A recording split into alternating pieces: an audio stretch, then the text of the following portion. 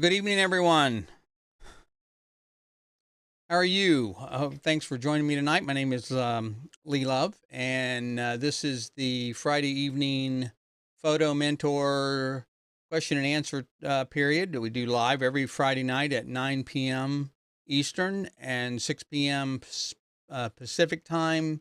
And if you're in other parts of the world, that would be 0100 Universal Coordinated Time.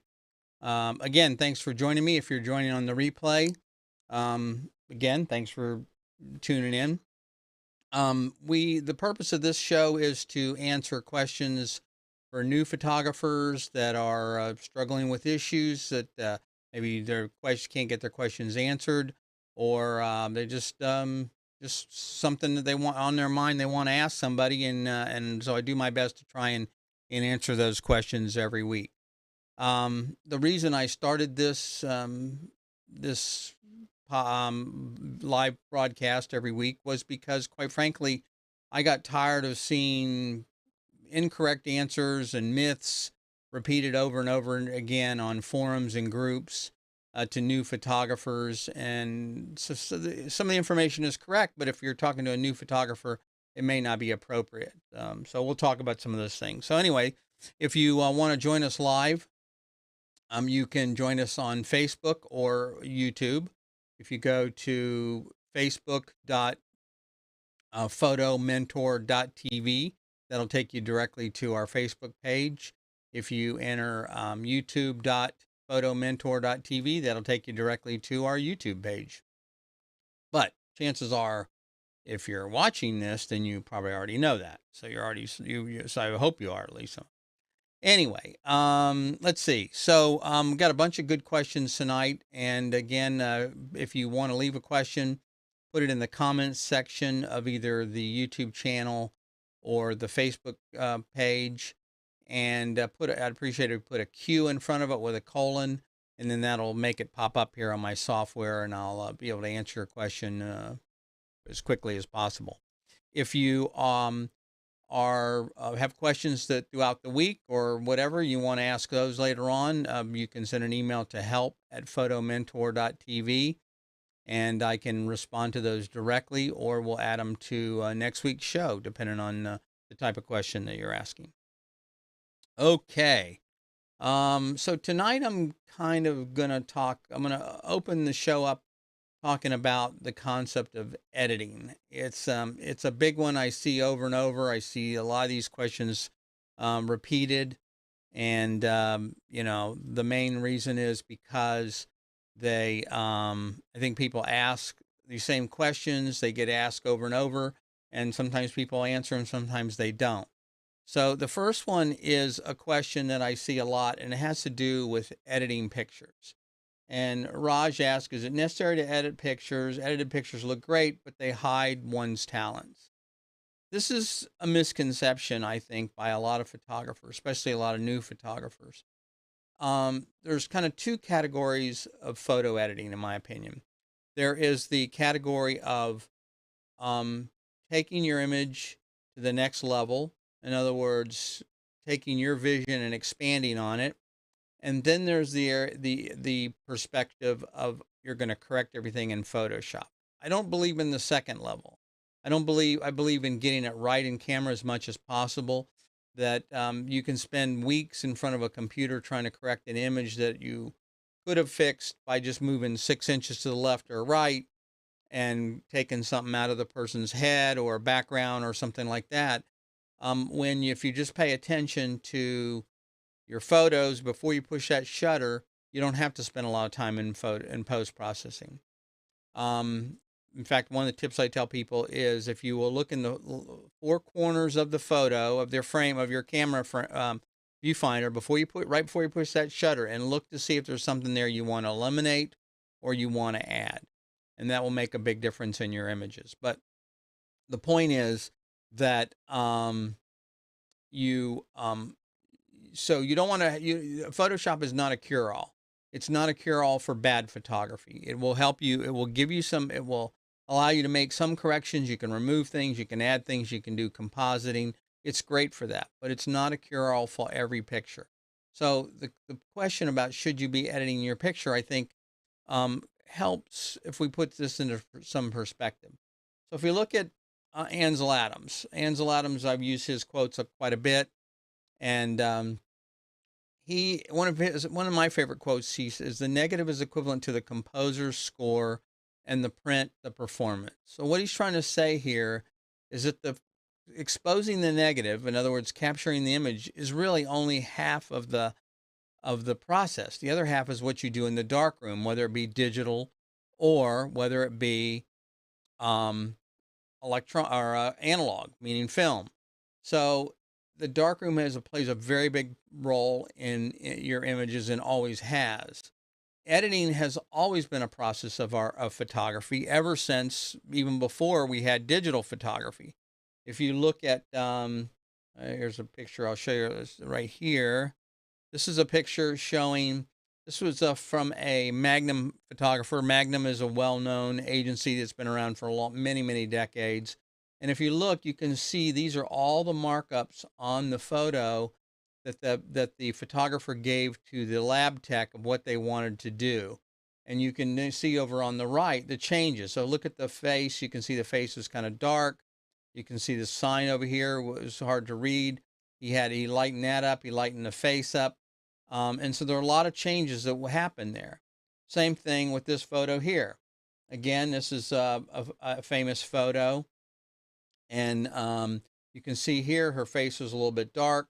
He had the lab dodge and burn some of the her face, bring the highlights out there, and also bring some of the highlights in the car down here and on the reflections in the car. So photo editing has been something that's gone on forever. And in fact, if you look at this picture of Ansel Adams, is the one I showed you before. This is Moon over Hernandez. And this photo was a very, very difficult photo for him to take. It's one of his most famous photos, but he spent years getting this photo correct in the darkroom. So the editing process was severe on this project. And the interesting thing is, if you look at the history, it says Adams pulled over in order to get a better look at a photograph of this remarkable phenomenon. After setting up his equipment, he quickly realized he could not find his exposure meter. Without this tool, he would not be able to determine the proper exposure for the photograph and consequently could not capture the scene in all its glory. With some quick thinking and impressive prior knowledge of the moon's light per square foot, however, he was able to improvise. This allowed him to eliminate the exposure, estimate the exposure without the light meter and capture a single negative before the light failed completely and the magical quality of the scene was gone forever. So we got one frame. But here's the important point. He took the precious film to a studio. Here he developed the negative with multiple water baths to bring out the stark tones, but found it difficult to print. Over the next few years, he repeatedly revised the negative, experimenting with different contrasts and printing techniques. Finally, in 1970s, he achieved a print equal to the original visualization that he could vividly recall. So here's a man who a lot of people would consider a purist. They assume that everything that the negative that came out of his camera was perfect every time. He didn't need to do anything to it, and nothing could be further from the truth. He had to work on his negatives. He had to work on his prints to get them exactly the way he wanted. So editing is a huge part of the process in photography. It's not something that it's not something that, as Raj says, it's not something, it looks great, but it hides one's talent. That is not true. It actually brings out your talent. There are many photos that I've taken that I will look at, and I'm not quite sure what message I want to convey with those photos. I'll take a photo and I'll look at it. Maybe I'll let it sit for a couple of weeks in my Lightroom catalog. And I don't know what the emotion is I want to convey. Is it a cool image? Is it a warm image? What do I want to do with an image? And so as an artist, that's my interpretation. I'm giving the audience my interpretation of what I think the scene should look like and what the emotion is that I want to convey. That is the part of the editing. So editing has been and always will be part of photography and should be considered the other aspect of art. It should be where the artist takes the image that they captured and brings it to fruition. That brings that image, that feeling, that emotion that they want to bring to the viewer to feel and to see. So editing is a huge part of our work. It's not necessarily there to be fixing mistakes, but it certainly can be there to enhance that original photo that we've taken. So anyway, that's something I wanted to bring out and talk about a little bit tonight, because I see that question over and over, and a lot of people don't seem to understand that we are not copy machines. That the photos that we take, our job is not to take an exact copy of the photo of exactly what we is in front of us. Our job is to interpret that. Every time you make a decision as a photographer, you are editing the photo. The ISO you select, the lens you select, where you stand is a decision that you make. All of those things go into making the photo what they are. And those are all editing decisions. They may not seem like editing decisions to you, but they are. So the aperture, the shutter speed, the lens you select, wide angle, telephoto, whatever, is your interpretation of how you want to represent that scene. So again, we're not copy machines. We're not meant to be delivering a exact replica of what's in front of us. Our job as artists is to convey what we want the audience to see and to feel. Okay, let's see what else we got tonight. I hope that helps, by the way. Okay, so Jennifer says, when I try to use my camera in manual, the pictures turn out so dark. Why? Oh, this is another one. I really need to do a whole show on just shooting in manual. First of all, there's nothing wrong with shooting in manual, okay? Manual's fine, but here's the problem. It's a myth that you have to shoot in manual. I see this repeated over and over and over again, where people will repeat this in forums and groups saying, "Oh, you got to get off auto. You got to get off auto. Only professionals shoot in manual." Excuse me. That is absolutely not true. I shoot in 90%, maybe 75% in aperture priority all the time, and I can explain why in a minute. But you do not need to be shooting in manual. And here's an interesting thing. What is the difference between a photo that was shot correctly on manual versus was shot correctly on auto? Nothing. The exposure is exactly the same.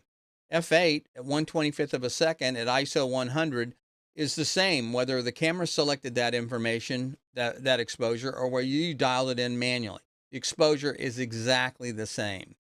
Manual only complicates things. So whoever tells you to shoot on manual, ignore that advice if you're a new photographer. Now, don't get me wrong. At some point, you'll need to learn more about the ISO triangle. But here's what happens. So they'll bring this up, and they'll post this in a forum, and they'll say, "Oh, here's what you need to learn. You need to learn the ISO triangle. That's the prop. Not the exposure triangle, and that'll make you a better photographer."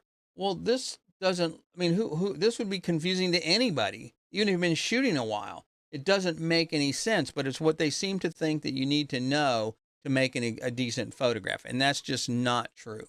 You do not need to know all of that right away. So what my advice is to shoot on aperture, on aperture priority or auto or program. In other words, let the camera do some of the work for you. Why? If you go to manual, you're basically turning this $1,000 camera into a 1960s film camera that shoots everything on manual focus, manual aperture, manual shutter speed, manual ISO. It doesn't make sense. Let the camera do some of the work for you.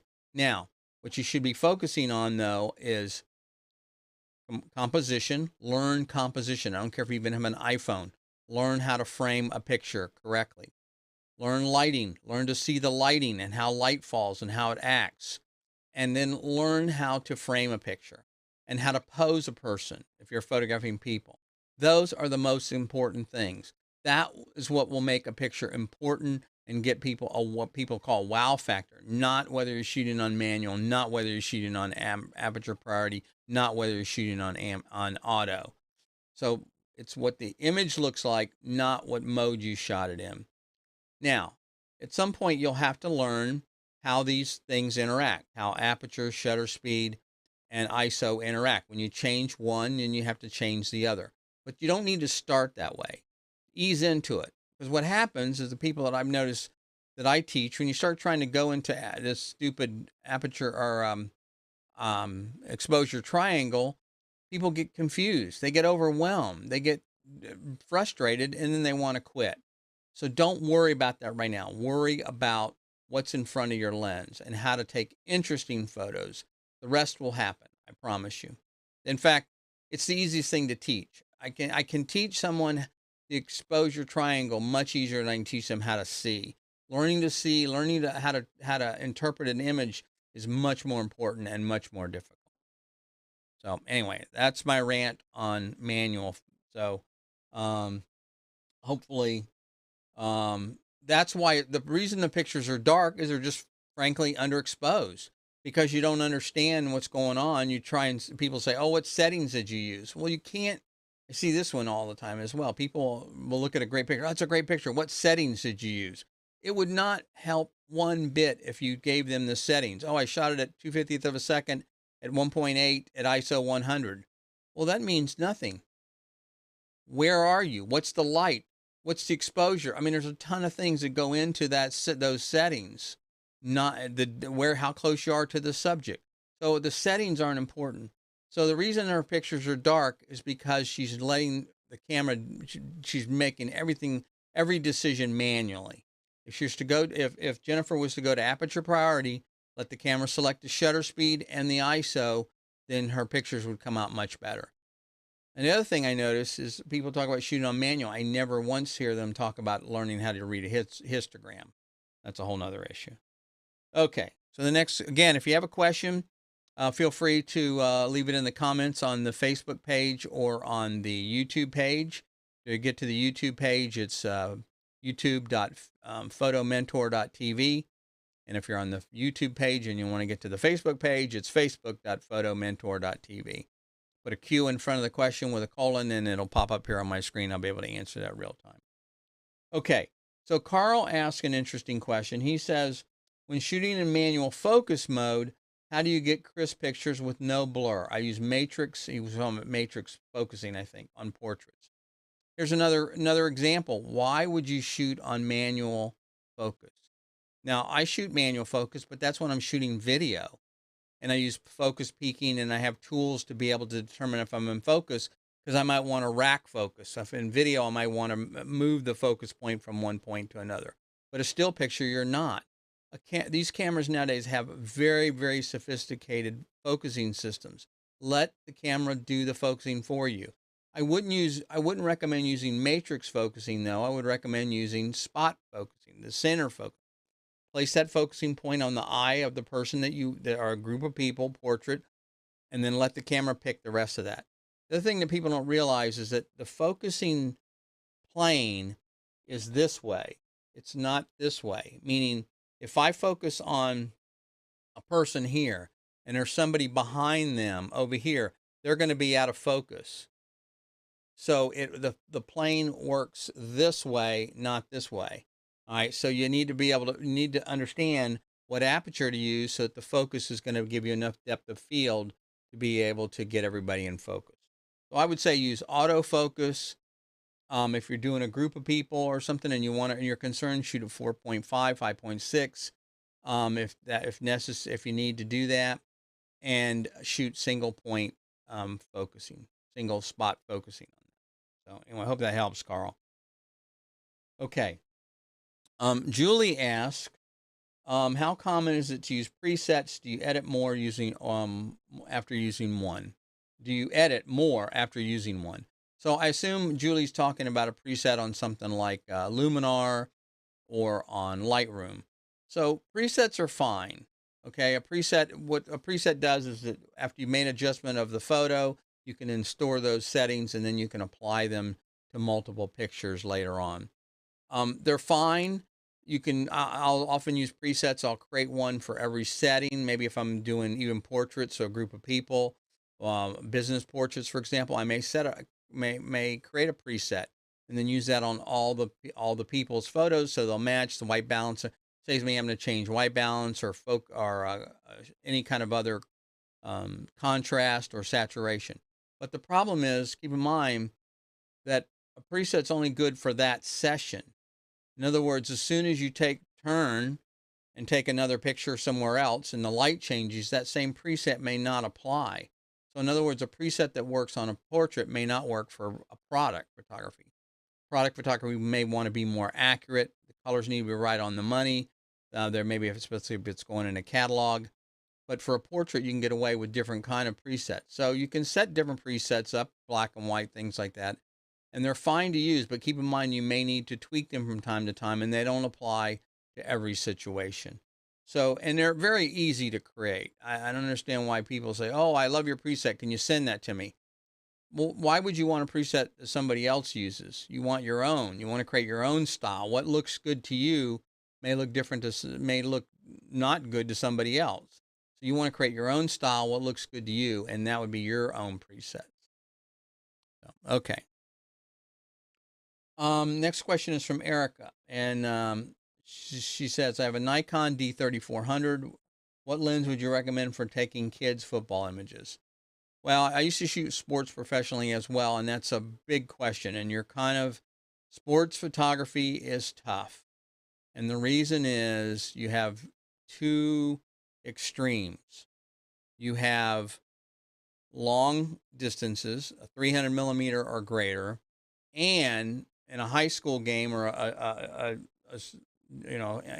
amateur game, then there's not much light. A lot of these games are played at night and they're very dark.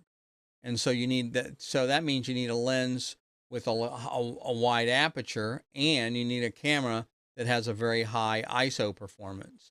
So that's the difficulty. So I would say, Erica, you could try and rent a 70 to 200 2.8 lens, great lens. There's Nikon makes an excellent lens, which for your D3400, and or you could try a Tamron or a Sigma. Both make a 70 to 200 2.8. All three of those are great lenses and would be something that you would want to try. Now they tend to be kind of expensive. So the least you can get into one, I think, is about $1,400 maybe for a new one. I think that's the Tamron or the Sigma. I forgot. The Nikon's a little more expensive. If you can't afford that, then you could use a 70 to 300 lens. You want about that 300 millimeter, but here's the problem. So they have what they call variable aperture lenses. So 70 to 300, if you'll notice on the inside of the lens, it'll say 3.5 3 or 5.6. What that means is when you're wide open, when you're at 70 millimeter, the lens is going to be at a 3.5 opening. So you're going to get more light. If you don't do anything on the camera, don't change any settings or anything, but if you zoom in to 300, that lens is going to automatically close down to 5.6. And that's just the way they can do that. They have to do that to keep the lenses smaller, lighter, and less expensive. So a fixed aperture, like a 2.8, is going to be 2.8 all the way through, whether you're at 70 or whether you're at 200. Now, keep in mind, when I say a fixed, I don't mean it's only 2.8. You could make it 5.6, and then whenever you zoom in, it's going to stay at 5.6. But the biggest opening would be 2.8, and it's going to stay at 2.8 if you don't change that. So the 7200 is a great lens. It'll spoil you. That would be the one if you can borrow one or rent one to do. If you don't have that, try and get a 70 to 300. Also, Tamron came out with a lens a couple years back, about a year or so back, called an 18 to 400.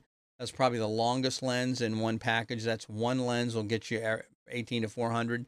The difficulty, again, is I think at 400, I think it closes down to 6.3, meaning f6.3. So you're going to lose quite a bit of light. And that's the drawback there. The other lens you could look at, by the way, would be you could rent the Nikon 200 to 500. That is an outstanding lens. It's about $1,400 if you bought it. It's razor sharp. It's a fixed aperture of 5.6. So those would be something to look at for football. Like I said, kids football is tough because again, you got moving objects, low light typically, and long distances. So the expensive glass is the only way to really capture those kinds of things. Okay, so one thing I want to do here before we go into that, I wanted to show you a picture here. I'm always showing. She's probably gonna get mad at me here. This is a picture that Claudia took. Claudia is a new photographer out of Romania, and doesn't look as sharp here, but believe me, it's a great picture. She just picked up a Sigma 105 macro lens, which is really sharp. So I know that this is also sharp. And this is a brush, a makeup brush with glitter, and she's just shaking it with the glitter on it, and it really came up really cool. She did about 3 or 4 of these, and I thought that was an excellent concept that she was working on there. So the reason I show you this is just because it's a different, it's creative. Instead of photographing our dogs or cats or friends or neighbors, here she's trying something a little different, trying to learn lighting and to capture something different. And so this is a very kind of a fine art or a very artistic photo. And so this is just another one of the photos I love that Claudia, she's always coming up with new ones, and I'm always bragging on her because I think she's very talented in the kind of stuff that she works on.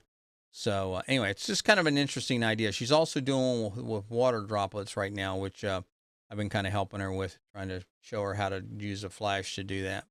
Okay. So Brittany says, does the way your light meter, does the way your camera read light change with the seasons? And the answer would be no, technically. But the way a light meter works is it really assumes everything is gray. It assumes it's what they call an 18% gray. I know you've probably seen gray cards you can buy. So that's the way that light meter, it looks at the entire scene and it averages out to make it look like what would happen if it was 18% gray. So for example, that's why when you photograph something in snow, the snow doesn't look pure white, because the camera's looking at that and the light meter, and it thinks it looks, oh, that's too bright. I need to bring the exposure down a little bit so that it's properly exposed. The same thing when you are photographing a person in front of a window. The camera sees all the light around the window, and the light meter sees that, and so it brings the exposure down, and so that's how you create a silhouette. If you want to expose for the person, then you'd have to change the settings, and I could go into that, but we won't do it now. So anyway, so her question about does the light meter change in seasons is not accurate, but the light changes. The contrast, the shadows get longer in the winter time, and the seasons change. And so what happens is your exposure may change, but that's because the light is changing. So the light meter is still reading an average of the entire scene, but if you happen to have more shadows than you do bright subjects, like in the summertime, then it will change the way the camera looks at that, and the way it's reading what the light is really there, but it's not the meter is really changing itself. Hope that makes sense. Anyway. Okay. Let's see here. Okay. So the next question is from Elena, I think. It says, I shoot with a Nikon D, a lot of Nikon users, with a Nikon D3500, and I'm upgrading to a D750. I'm super excited to switch to full frame. Will I see a big difference? Probably not a huge difference. You'll see a little bit of a difference. The difference will mainly be in maybe a little bit richer color. The saturation might be a little bit more on the colors. And but the biggest difference will be in the lenses are going to be more expensive, they're going to be heavier, but they'll typically be better quality. And so sometimes you'll notice a difference when you go, if you're using full frame lenses, because the lenses are better. The other thing you'll notice is the depth of field will change, meaning on the smaller the sensor, the greater the depth of field at the same aperture. So in other words, if you're shooting at 1.8 on a crop sensor, and I'll just make this up, let's say maybe this is your depth of field is this much, but when you put a full frame lens at 1.8, the depth of field may only be this much because the sensor's bigger. So the depth of field is in a relationship to the distance of the subject and the size of the sensor and the focal length, of course, of the lens. But so you may notice a little bit of that there. The 750 is a great camera. It's also a better low light camera. It does a much better job at higher ISOs than the D3400 or D3500 does. D3500 is a great camera. I mean, it's probably one of the most popular entry level cameras on the market. But that's that was where you'll see the difference there. The lenses again are going to be more expensive because they're more glass, better quality, and but you will see a little bit of a difference in the depth of field. Not much. Okay, let's see if we got any new questions coming in. All right. So the next question is, I'm looking to purchase a new lens. Does anyone have the Sigma 105 f2.8? Okay, that's the one I mentioned before that Claudia has. Excellent lens. He doesn't mention what camera he's using, but the Sigma makes that same lens for multiple mounts. You can get it for Nikon, Canon, Sony, and I think that's it. Yeah, I think that's it. It's a great lens. It's very sharp. Tamron also makes one. Tamron makes a 90 millimeter 2.8, which is also a good lens. And of course, Nikon has a 105 2.8 macro lens, and Canon has a 100 millimeter 2.8 macro lens. And the reason, and I assume that's what he's talking about, is the macro lens here. Sigma also makes a 105 1.4 lens. That lens is amazing, amazingly sharp, and the contrast and the color is just gorgeous. Now it's huge. It's a monster lens. I don't have a picture of it here, but it's massive. The thing weighs a ton. It's the only 105 millimeter lens I've ever seen that actually has a collar for a tripod. It's that big, but it's a gorgeous piece of glass. But anyway, so he's talking. I'm sure he's talking about the macro lens here, which is the 2.8, and good lens. So the reason you would get a 105, let's say, because they make different macro lenses, you can get a 60 millimeter macro or a shorter or a longer one.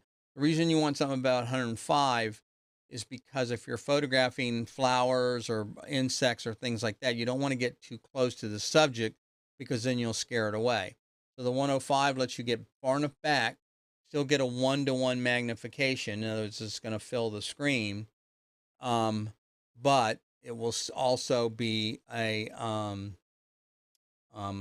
give you far enough distance, but it'll also be sharp enough and everything to get the kind of image that you want. So like I have a 105 2.8 macro for my Nikon, and I use it for product photography primarily.